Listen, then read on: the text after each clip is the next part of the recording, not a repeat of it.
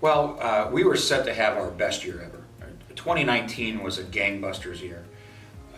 We probably did, the numbers will bear out at some point in the future, 1.1 billion in economic impact in 19. We were looking forward to a great 20. We had a lot of sports on the books. I mean, we were going to have, in Lake County, on the South Shore, in Indiana, and in America, we were going to have the strongest hospitality year on record, without any question. Then came mid-March, and and you said it, many industries were hit. Steel is still limping back to health. That's the big one. I mean, consumer goods are still not, picking up as fast. Things are made out of steel, but our industry got kicked in the teeth. Almost all 14,000 people whose paychecks in Lake County depended on tourism were unemployed by April. I mean, there might have been a couple hundred that were still left, but almost all of our industry was out of work. I mean, 95%. And now we're clawing our way back. I'm real happy to tell you about it. It was a real touching moment. I know you know Lisa Doherty. Yeah. Lisa is just one of the nicest and most genuinely wonderful people. Lisa calls and says, Spero, I've listened to you talk about hospitality workers, and I've listened to you talk about how they start and get promoted through the ranks, and I've read all the stories on how vulnerable they are. United Way is putting $250,000 on the table for your people.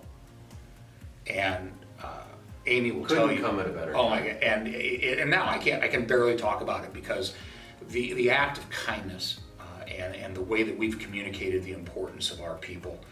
And the way that other people finally understood it. I mean, they weren't able to go to restaurants. They weren't able to see their favorite bartender. I mean, all those things.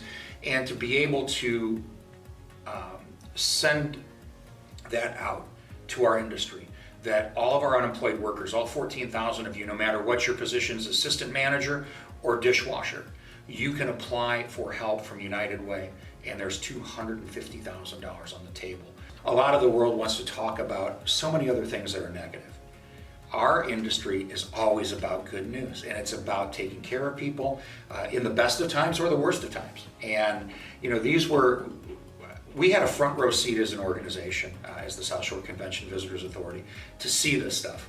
And it was incredibly gratifying to be able to get that glimmer of hope when you're watching the ticker on the news every day of how many people are dying, how many are being hospitalized, the economy's tanking, our stocks are, and you just feel this weight that's just coming down on you, and it's grinding you. And then you walk into the office the makeshift office, and you're hearing about these guys who are like, yeah, I just delivered 300 meals to the Porter County Hospital. I just, fed 200 nurses at, Methodist North Lake. That's incredible stuff. And, talking to Rick Bella from the town of Maryville, who called me and said, Spiro, we're doing some contingency plans right now. We need our firefighters and our police to have 100 rooms safe. What do you got in Maryville?